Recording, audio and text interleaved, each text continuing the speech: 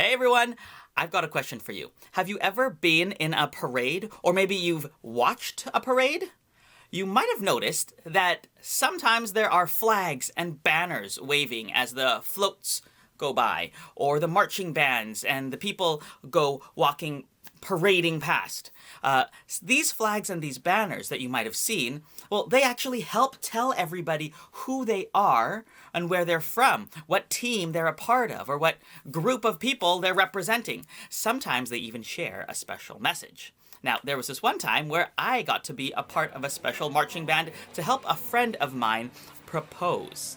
You see, it was a Spartans game for Trinity Western University, and during one of the breaks, my friend used a marching band and a large banner to ask his girlfriend to marry him. It was super exciting, and everyone knew what was happening as it unfolded because there was a big, giant banner, a big sign showing and telling everyone.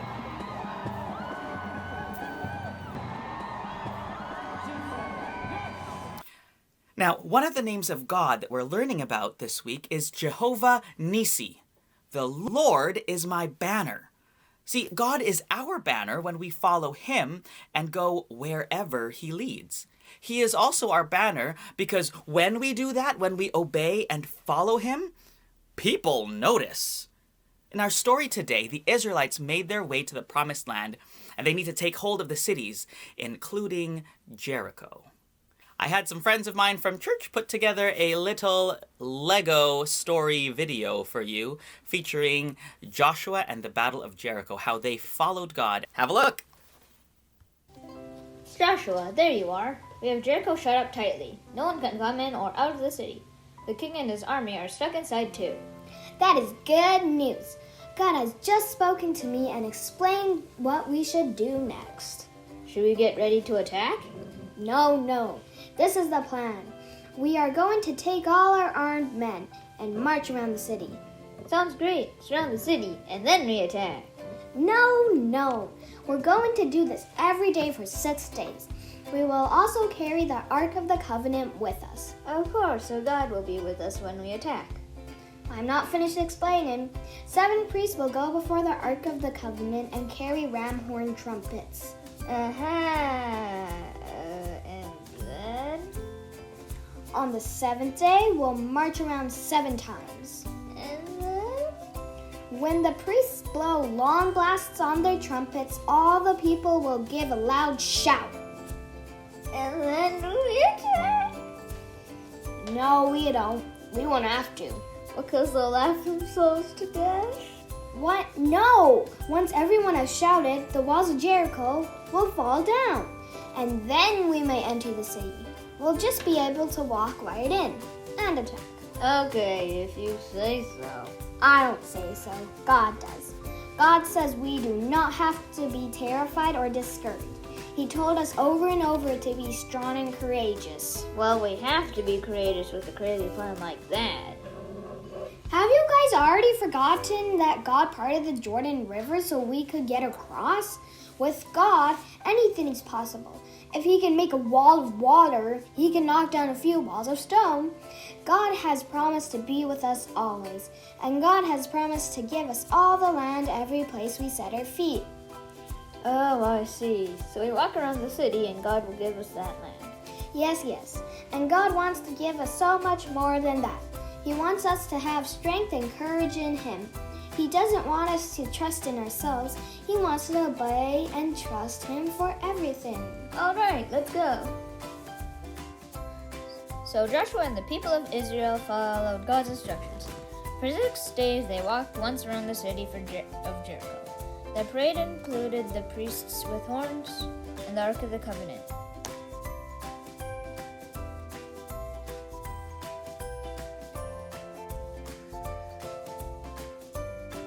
On the 7th day, we marched around the city 7 times and ended with a mighty shout.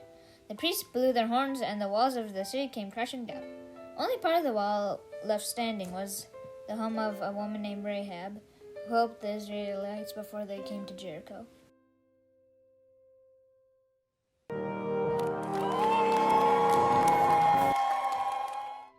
And so when we followed followed God's instructions and depended on Him, He gave us victory. And now we could keep going into the promised land with God as our banner. Whoa! Wasn't that awesome? You see, it's a real and true story from the Bible. Joshua and the Israelites, they really were able to take over that fortified city of Jericho because God made a wonderful miracle. He caused those walls to come crumbling, tumbling, and crashing down. Now, notice how part of the city walls didn't come crashing down. You see, a woman named Rahab actually helped the Israelites before that all happened. She made sure that the guards of Jericho didn't capture any Israelite spies. Cool thing is, the Bible includes what she said to those Israelite spies. I know that the Lord has given you this land. We are very much afraid of you. Everyone who lives in this country is weak with fear because of you. We've heard how the Lord dried up the Red Sea for you when you came out of Egypt. We've heard what you did to Sihon and Og, the two Amorite kings. They ruled east of the Jordan River, and you completely destroyed them. When we heard about it, we were terrified. Because of you, we aren't brave anymore. The Lord your God is the God who rules in heaven above and on the earth below. Whoa! This lady, Rahab, heard about God and how he was with the Israelites wherever they went. She heard about the amazing things that happened when they followed God, and even before they arrived, they saw God's miraculous deeds like a big banner. And she chose to follow God too. If you know the story, she even puts a red thread or a red rope at her window so the Israelites know that she's on their side and helping them. It's kind of like another banner in our story. See, we need to remember that God is our banner, Jehovah Nissi.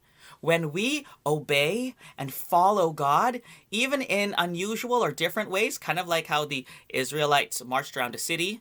Now, technically, we're not going to be expected to march around and expect walls to fall down, but the way that we love people and obey God the way we're supposed to, it sometimes is quite unusual. But they are like a big flag or a big banner telling everyone that we are God's people. And hopefully, it helps others know God too and follow Him. Let's worship God and ask Him to give us that strength and the courage to follow Him all the way, fully, like following somebody in a parade with a big banner right in front of us. God is our banner, and so let's follow Him and worship Him together.